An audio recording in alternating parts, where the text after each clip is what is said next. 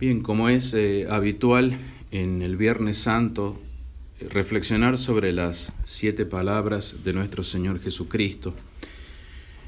Nuestro Señor Jesucristo declaró en términos precisos que padecería el suplicio de la cruz. En el Salmo leemos: taladraron mis manos y mis pies. Y enfáticamente dice San Pablo, el Mesías crucificado. Y en otra parte dice, la cruz, escándalo para los judíos y locura para los gentiles. Según los judíos, quien moría en el infame madero, no solo quedaba deshonrado para siempre, sino que en el mismo orden religioso era tenido por maldito y execrado. De grandes delitos tenía que ser culpable quien fuese condenado a semejante muerte. Grandes delitos y quedaba deshonrado para siempre, maldito y execrado.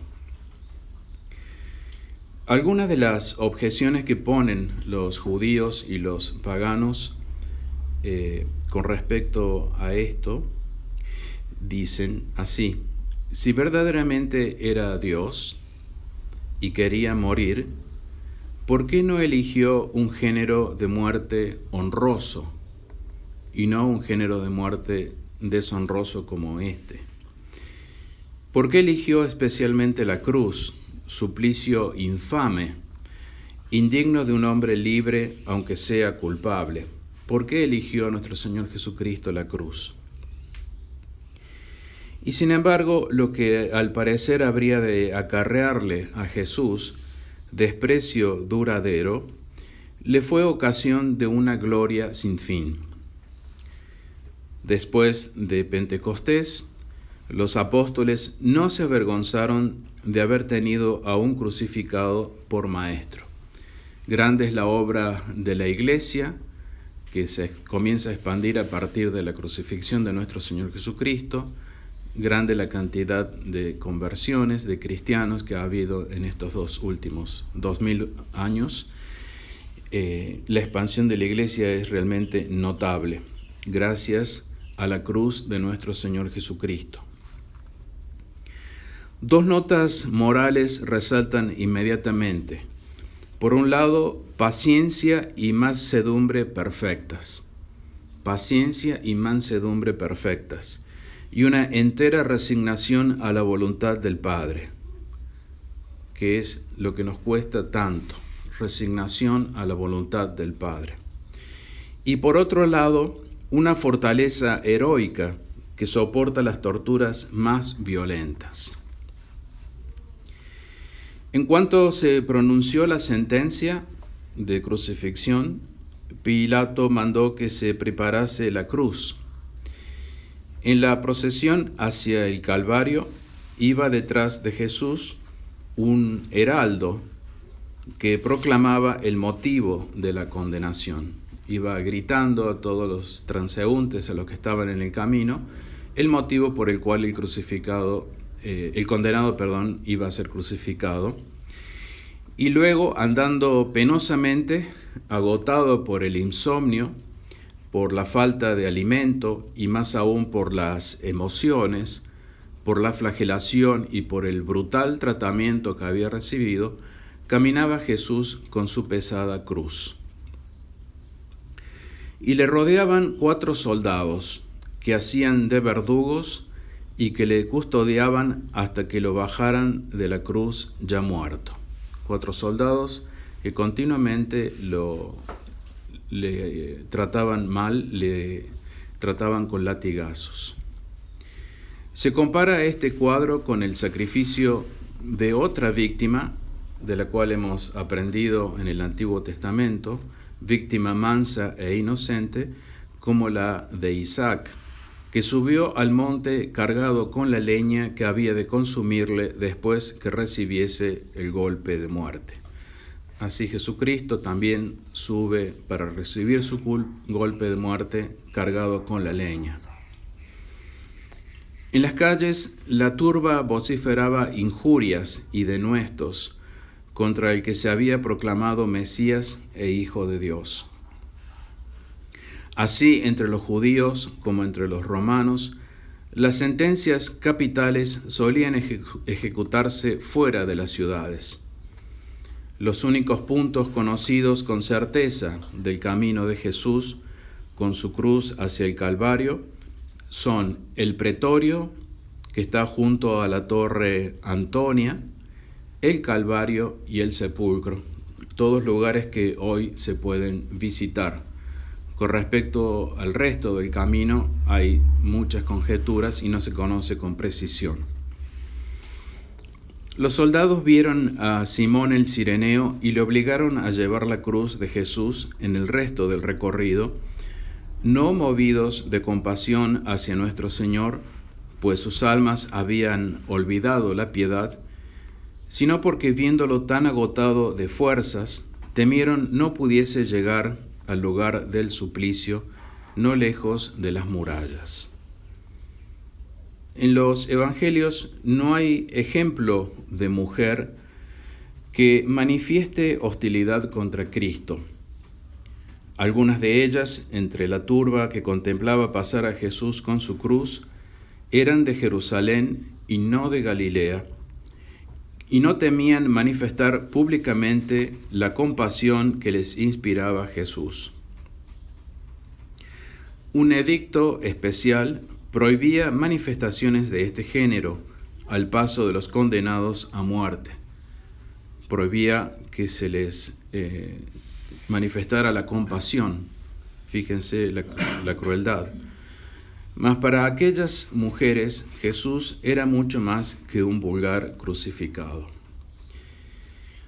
Olvidándose de sus propios dolores, se volvió hacia ellas. Hijas de Jerusalén, no lloréis por mí, sino llorad por vosotras mismas y por vuestros hijos, porque he aquí que vendrán días en que se dirá, bienaventuradas las estériles y los vientres que no concibieron y los pechos que no amamantaron. Entonces comenzarán a decir a los montes, caed sobre nosotros, y a los collados, cubridnos. Porque si en el madero verde se hacen estas cosas, ¿qué se hará en el madero seco? Jesús les predijo las desgracias que a ellas mismas, que a las mujeres de Jerusalén alcanzarían directamente o en sus hijos, cuando la ciudad de Isida, 40 años después, padeciese muy horribles desventuras antes de ser destruida por los romanos. Aquí Jesús consideró la maternidad como una desgracia en aquel día terrible a causa de las angustias que las madres padecerían por el amor a sus hijos. También podemos aplicar esto a las desgracias, a las angustias que pasarán en la gran tribulación antes de la venida de nuestro Señor Jesucristo, por el amor a sus hijos. Las palabras caed sobre nosotros, cubridnos, dirigidas a los montes y a los collados, están tomadas del libro del profeta Oseas, que las empleó para describir calamidades tan intolerables que una muerte repentina parecía remedio llevadero. Se prefieren morir antes de tener que pasar por todas esas calamidades. Y San Juan en el Apocalipsis, en el capítulo 6, pone estas mismas palabras en labios de los condenados, que preferían morir antes de pasar por los sufrimientos de la condena. Jesús, para justificar su terrible amenaza, recurrió a una expresiva comparación. El árbol verde, cargado de hojas, de flores y de frutos, era el mismo. El árbol seco, destinado al fuego, era Israel culpable e impenitente. Si pues Cristo, a pesar de su perfecta santidad, soportó tales padecimientos, ¿qué podrán aguardar los judíos cuya malicia clamaba venganza del cielo? Después de esto, Jesús volvió a su majestuoso silencio. Llegaron al monte Calvario o de la Calavera. Por una antigua costumbre tolerada por los romanos, en el momento en que iba a comenzar el suplicio, los judíos ofrecían a los condenados a muerte una copa llena de vino mezclado con mirra e incienso. Era considerada esta mezcla como un poderoso narcótico. Esta costumbre se fundaba en un texto bíblico del libro de los Proverbios: «Dad licores fuertes al que va a perecer, y vino al que tiene el corazón lleno de amargura, beba y olvide su miseria, y no se acuerde más de su dolor». Pero cuando presentaron a Jesús este brebaje, no quiso beberlo. Quien se disponía a rescatar al mundo con sus padecimientos, quería soportar el último suplicio sin alivio alguno. Y le crucificaron. La crueldad humana había acumulado torturas y desplegado horrible habilidad para retardar la muerte, porque la muerte en crucifixión no es instantánea, sino que es una muerte muy, muy lenta que le acumula o le da más crueldad aún. Jesús fue despojado de todos sus vestidos, con tan solo un lienzo que envolvía su cintura, y se procedió luego a la crucifixión. Las cruces no solían ser muy altas. Por lo general, no excedían el doble de la estatura de un hombre.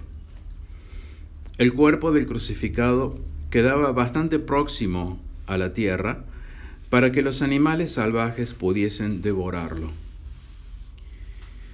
San Justino, santo doctor que vivió en la primera mitad del siglo II y que era oriundo de Palestina, demuestra claramente que la cruz de Jesús era verdaderamente una cruz latina, como la que comúnmente conocemos, como las que tenemos aquí, en contraposición con la cruz en forma de X o en forma de T. Dice San Justino: es un madero derecho cuya parte superior se eleva como un cuerno o una extremidad. Cuando se le adapta otro madero, de cada lado otros dos cuernos que forman las extremidades parecen unidos al primero. En medio lleva como otro cuerno para servir de asiento a los crucificados. Sobre esta especie de caballete se izaba el condenado por medio de cuerdas o de correas. Este soporte servía de sostén al cuerpo del crucificado e impedía que al desgarrarse las manos el ajusticiado cayese a tierra. De dos modos se ejecutaba la crucifixión.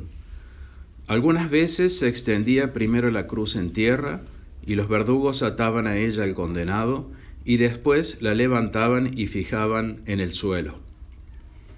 Pero la más frecuente era comenzar platando la cruz en tierra, luego se levantaba el condenado sobre la cruz y se le clavaban manos y pies con clavos enormes. Primero las manos en el palo horizontal y luego los pies en el vertical. En Nuestra Señora de París se conserva un clavo de la Pasión que tiene 90 milímetros de largo.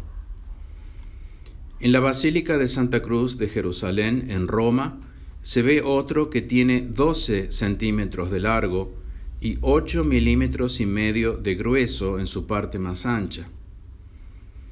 La Catedral de Trèveris conserva un clavo de forma semejante que se dice fue donado por Santa Elena al obispo de dicha ciudad. Tremendos clavos. Otra vez dice el Salmo: han talabrado mis manos y mis pies. Y San Lucas dice: ved mis manos y mis pies, yo mismo soy, palpad y ved, y dicho esto, les mostró las manos y los pies. Sus pies fueron clavados con 2 clavos, según lo confirman San Agustín, San Jerónimo y Santa Brígida. Era natural que el rey de los judíos fuese crucificado por los romanos con su corona de espinas, que era un emblema irónico de su realeza. Con ello se burlaban de la realeza de Jesús. Cierto que era una crueldad más, pero eso daba poco cuidado a los verdugos. Una crueldad más. ¿Quién podría decir todos los padecimientos que Jesús tuvo que soportar en la cruz durante tantas horas? Era un suplicio infamante que en el Imperio Romano se reservaba a los esclavos y a los criminales insignes, pero sobredegradante, era atrozmente doloroso. De todas las muertes, la de la cruz era la más inhumana. Jesús pasó las últimas horas de su vida en medio de dolores increíbles. Los padecimientos ya tan violentos al ser clavado con clavos amargos y acerados en órganos por extremos sensibles y delicados, crecían aún más por el peso del cuerpo suspendido de los clavos, por la forzada inmovilidad del crucificado, por la intensa fiebre que sobrevenía, por la ardiente sed producida por esta fiebre, por las convulsiones y espasmos, y también por las moscas que la sangre y las llagas atraían a centenares.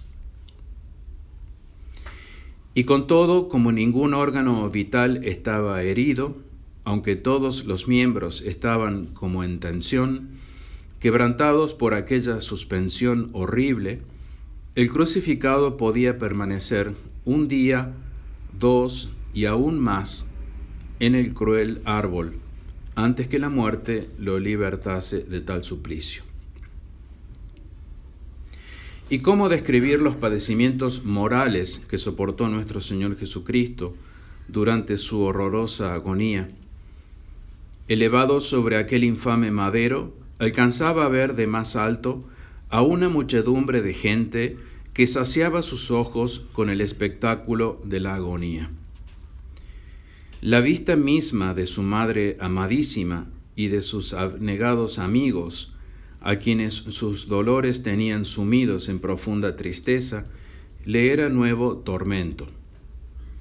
Moría gota a gota, atormentado sobremanera, pero consolado con el pensamiento de que cumplía con la voluntad del Padre y que procuraba nuestra salvación. Mientras se hundían los clavos en aquellas manos que tantas bendiciones y beneficios habían derramado, la inocente víctima rompía por primera vez el silencio desde su llegada al Calvario, y no para quejarse, sino para implorar perdón para sus verdugos. Padre, dijo, perdónalos porque no saben lo que hacen. La humanidad ha contado las palabras de Cristo moribundo, son 7, que llevan un sello de elevación, de fuerza, de ternura y dulzura infinitas. Estas 7 palabras terminan la vida pública de Jesús como la habían principiado las 8 bienaventuranzas, con la revelación de una grandeza que no es de la tierra, sino que aquí hay algo más hermoso, más desgarrador, más punzante, más divino. Las 3 primeras fueron pronunciadas al principio de la crucifixión, las 4 restantes poco antes de la muerte. Forman así 2 series, una tocante a las relaciones de Jesús con los hombres y con el mundo, otra a sus relaciones con el Padre. Manifiestan una dignidad sobrehumana. En torno de él se encarnizan la violencia y el odio para atormentarle y ultrajarle. En él se manifiestan una paciencia divina, una majestad celestial, y una confianza que no se turbará más que un instante. Padre, perdónalos. Este generoso perdón que implora y la no menos generosa excusa que aduce no se referían solamente a los soldados romanos que hacían oficio de verdugos y que eran instrumentos inconscientes, sino a todos los enemigos de Jesús y más particularmente a los judíos que eran la causa directa de su muerte. Su ignorancia era gravemente culpable, una ignorancia calificada, la de los judíos, pues les habría sido fácil reconocer la misión divina de Jesús si no se hubieran dejado cegar por el odio. En medio de sus horribles dolores, Jesús se olvidaba de sí mismo para no pensar más que en los pecadores de todos los tiempos cuyos pecados expiaba. Cuando los soldados acabaron su siniestra tarea, dividieron los vestidos de su víctima, que la ley les adjudicaba. La túnica de Jesús era inconsútil, sin costura alguna, y la había tejido las manos de María. Ninguno de los soldados quería renunciar a sus derechos sobre ella, y como dividirla era destruirla, vinieron a este acuerdo. No la partamos, sino echemos suerte sobre ella para ver de quién será. Se cumplía a la letra otro pasaje del Antiguo Testamento, del Salmo. Repartieron mis vestidos entre sí y echaron a suerte mi túnica. Hecho el reparto, los verdugos se sentaron al pie de la cruz para montar guardia, para impedir que los parientes y amigos desclavasen a los ajusticiados y tal vez los librasen de la muerte. Cuenta el historiador Flavio Josefo, un historiador judío que vivió en esos tiempos, que así se libró un amigo suyo, es decir, lo desclavaron de la cruz y volvió a la vida. Otros, en cambio, murieron a consecuencia de la crucifixión. La crucifixión no producía inmediatamente la muerte, ya que la hemorragia era pronto contenida por la hinchazón de los miembros traspasados por los clavos, de suerte que podía prolongar largas horas la vida en la cruz. En la parte superior de la cruz se colocaba comúnmente una tabla en que se escribía con color rojo o negro la causa de la condenación de los crucificados. Pilato mismo, a título de juez supremo, dictó la inscripción que se había de poner en 3 lenguas: latín, la lengua oficial del Imperio Romano, en griego y hebreo, o propiamente el arameo, que eran las lenguas habladas por el pueblo. Jesús Nazareno, Rey de los Judíos. El título indica el nombre del crucificado, su patria y el motivo de la crucifixión. Quiso la providencia que la realeza de Jesús fuese así proclamada como un título glorioso hasta en el instrumento de su suplicio. Muchos judíos pudieron leer esta inscripción, no sin extrañeza de que pública y oficialmente se diese a un crucificado el título de rey de su nación. Por causa de la humillación que les inferían aquellas palabras, se dieron prisa en enviar a Pilato mensajeros que le pidiesen que mudase el texto de modo que todos pudiesen aceptarlo. No escribas Rey de los Judíos, le dijeron, sino que él dijo: yo soy Rey de los Judíos. Esta nueva redacción daba al título sentido enteramente distinto, pero ahora Pilato se mantuvo firme en su resolución y pues nada tenía ya que temer, respondió desdeñosamente: lo que he escrito, escrito está. Aquellos judíos soberbios habían puesto ahínco en que Jesús fuese condenado como pretendiente del trono, y Pilato quiere que se sepa que a título de tal lo ha hecho crucificar. Jesús, el Rey de los judíos. Sin intención, estaba proclamando la verdad.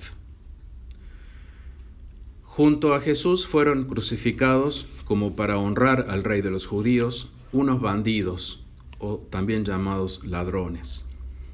Así lo permitió Dios para que se cumpliese una circunstancia notable del vaticinio de Isaías relativo a la pasión de Jesús, y fue contado entre los malvados. La turba impía le decía groserías y vulgares injurias. De pie y mirando, dice el Evangelio, el espectáculo con cruel alegría. Movían la cabeza en señal de desprecio y decían: «Ah, tú que derribas el templo de Dios y en 3 días lo reedificas, sálvate a ti mismo. Si eres el Hijo de Dios, desciende de la cruz». Si Jesús era poderoso para destruir el gigantesco edificio del templo de Jerusalén y volverlo a levantar en 3 días, si, como él afirmaba, era Hijo de Dios, el Mesías, fácil cosa había de serle descender de la cruz sin que le fueran de estorbo los clavos que le sujetaban a ella. Ignoraban que precisamente porque era Mesías e Hijo de Dios, quería permanecer en la cruz. Si las mofas de la turba iban directamente contra Jesús, los miembros del Sanedrín hablaban entre sí de él en tercera persona, pero por eso mismo sus insultos eran más mordaces. A otros salvó y a sí mismo no puede salvar.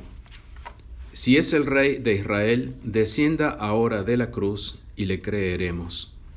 Confía en Dios, líbrele ahora si le ama, pues dijo: «Yo soy el Hijo de Dios». ¿Habrían creído los judíos en él si le hubieran visto descender de la cruz? Quizá habrían atribuido también a Belcebú el milagro que con insistencia le pedían, y habría tomado más cuerpo su odio. Los ladrones junto a él también le increparon: «Si tú eres el Cristo, sálvate a ti mismo y a nosotros contigo». Pero uno de ellos era un buen ladrón que en esta instancia defendió a Jesús. Se encaró con el otro ladrón y le dijo: «Estando en el mismo suplicio, ¿ni aun tú temes a Dios? Y nosotros en verdad justamente padecemos, pues es el merecido pago por lo que hicimos, pero éste ningún mal ha hecho». Como si dijera: «De aquí a unas horas vamos a comparecer ante Dios y tenemos que responder de nuestros crímenes. ¿No temes, pues, ofenderle una vez más en este momento supremo, pues insultas a este inocente?» Volviéndose pues a Jesús, le dirigió esta súplica con expresión de fe vivísima: «Señor, cuando vengas en tu reino, acuérdate de mí». Tal es el verdadero sentido del texto griego. No se trata, pues, directamente de una promesa del cielo, sino del retorno de Jesús a la tierra para fundar su reinado, cuando el Hijo del Hombre vuelva en su gloria. El reino a que aludía el buen ladrón era el mismo cuyo establecimiento atribuían al Mesías, su reinado en la tierra.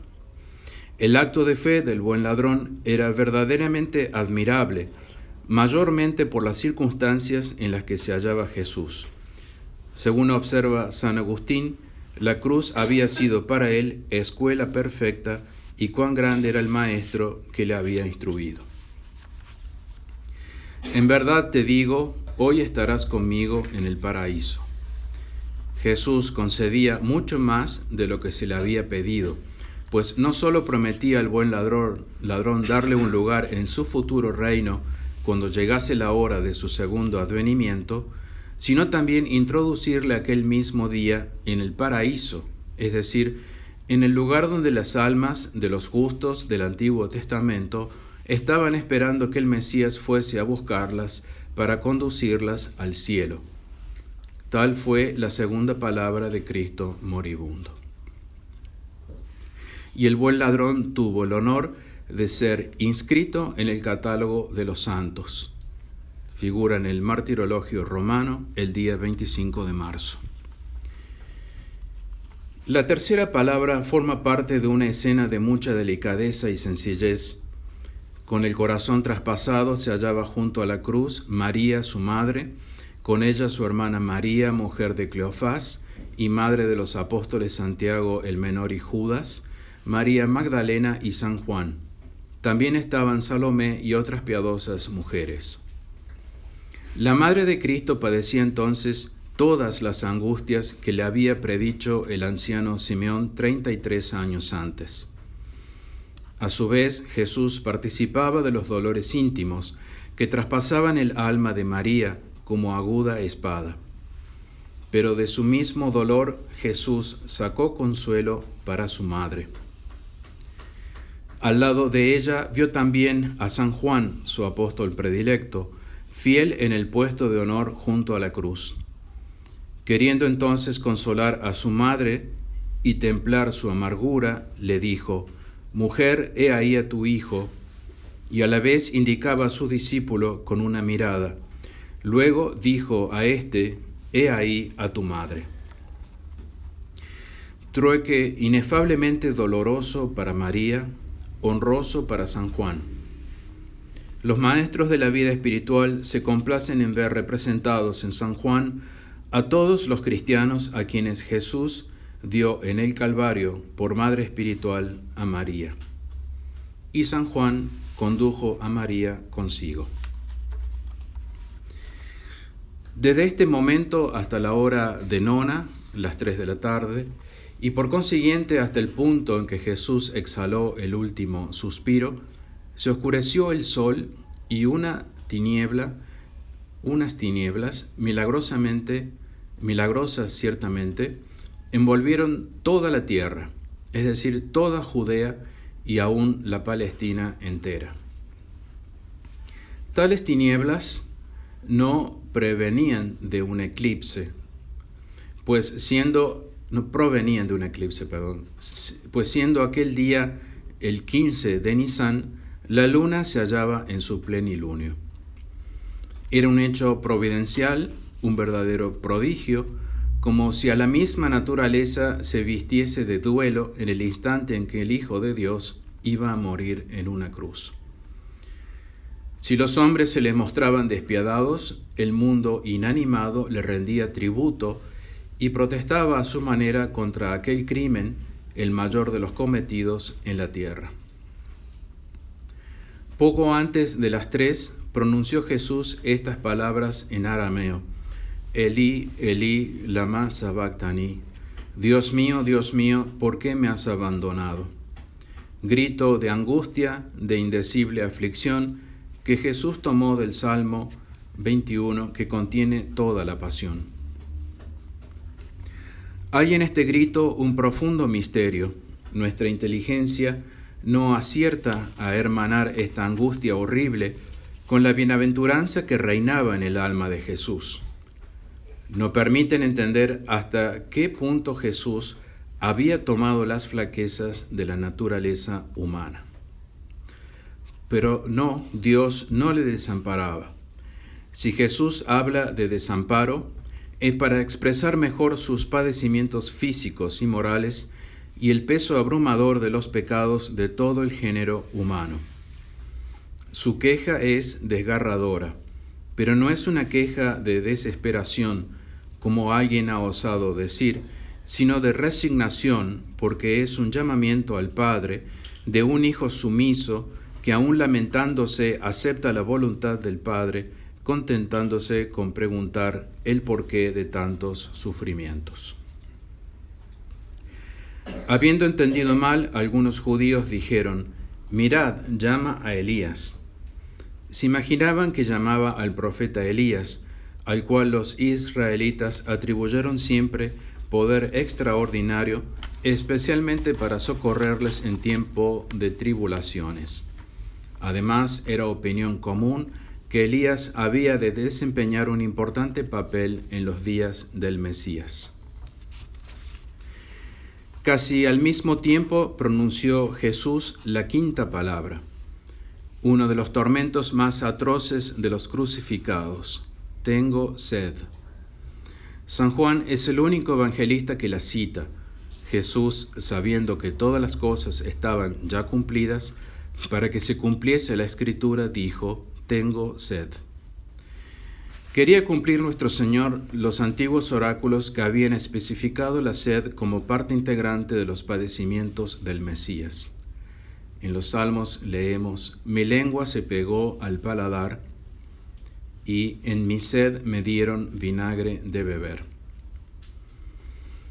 Uno de los presentes, movido a compasión, acudió entonces y, tomando una esponja que allí había y que quizá había servido para las abluciones de los soldados romanos después de la crucifixión, la mojó en la mezcla de vino y mirra y la fijó en una rama de hisopo y humedeció con ella los resecos labios de Cristo. Pero los otros trataron de impedirlo, diciendo con cruel ironía: deja, veamos si Elías viene a librarlo. Cuando Jesús hubo gustado el brebaje, exclamó: todo es consumado, es decir, todo se ha cumplido. Y esta fue su sexta palabra sobre la cruz. Palabra de perfecta obediencia, pues resume en su brevedad toda la obra de nuestro Señor Jesucristo, predicha en los vaticinios y figuras del Antiguo Testamento y realizada por Él punto por punto, desde que entró en el mundo por la encarnación hasta el postrer momento de su vida terrestre.